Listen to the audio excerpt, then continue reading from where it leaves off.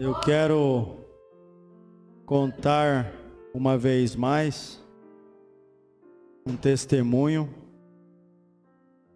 um dos testemunhos que Deus fez na minha vida, na vida da minha família. Alguns irmãos já sabem. E nós nos desesperamos por tão pouco às vezes, irmãos. E não entendemos o Deus que nós temos.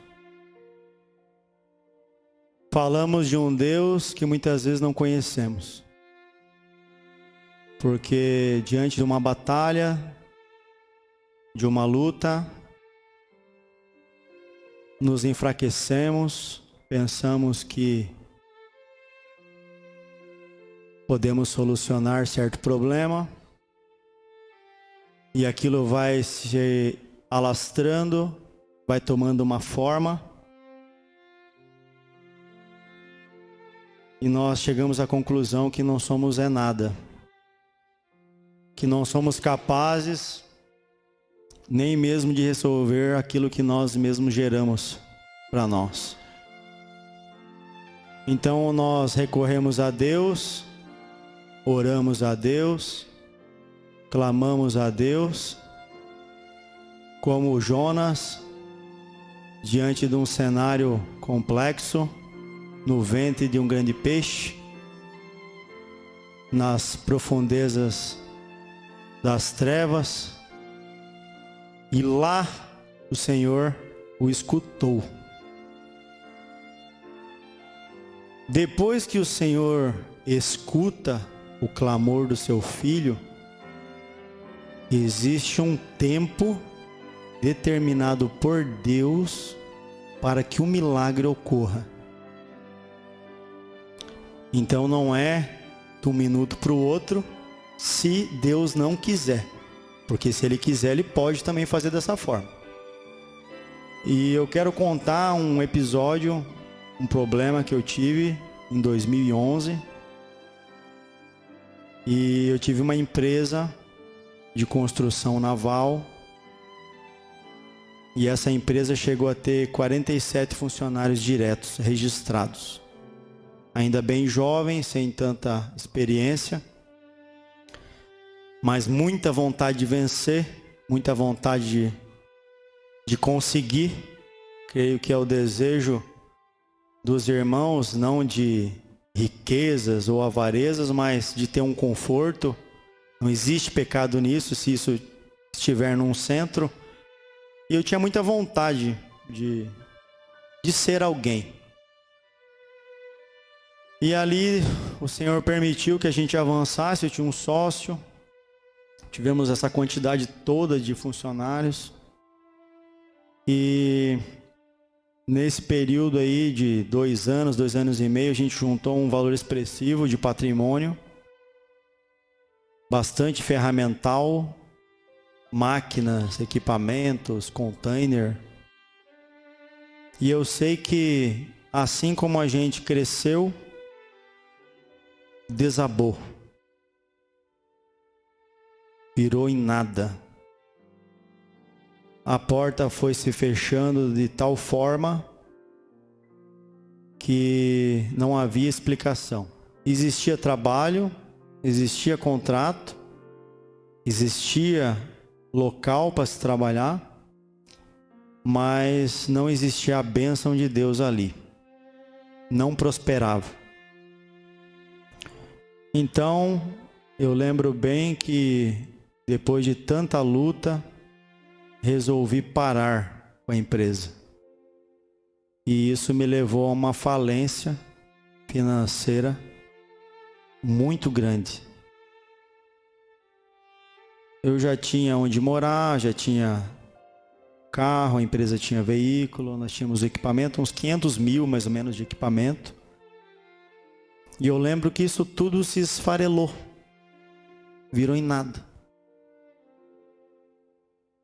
E quando a empresa quebrou, nós estávamos com 33 funcionários registrados. E vocês sabem muito bem que a justiça ela não perdoa. O funcionário ele sempre tem os seus direitos garantidos, né? Então nós tivemos 6 ou 7 ações trabalhistas,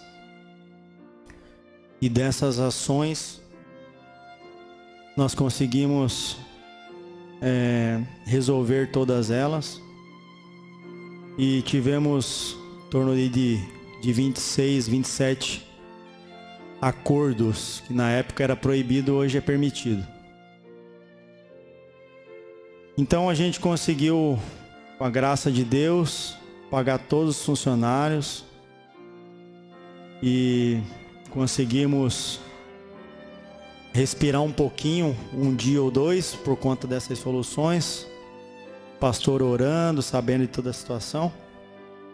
E eu lembro bem que o acúmulo das dívidas que nós tínhamos, né? Fornecedores, coisas que a gente não conseguia honrar na época. Uma das dívidas chegou a 300 mil reais. Então, além de você perder tudo, ainda adquire uma dívida desse porte, né? Nós sofremos bastante, irmãos. Foi um ano assim bem complexo. Eu lembro que eu já estava com mais 6 ou 7 ou 8 parcelas do carro vencida, desempregado, tentando fazer um biquinho aqui, outro ali, para levar o sustento para a família, muita cobrança, ameaças de morte.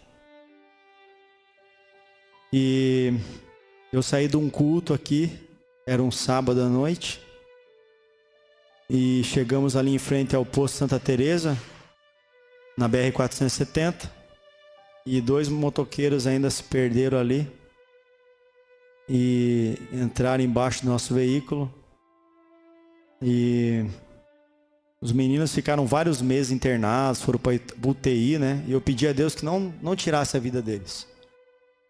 E o Senhor honrou, né?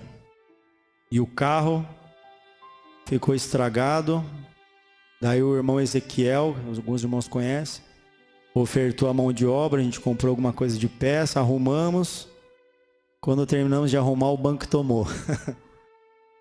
Então, perdemos tudo, sabe, irmãos? Perdemos tudo mesmo.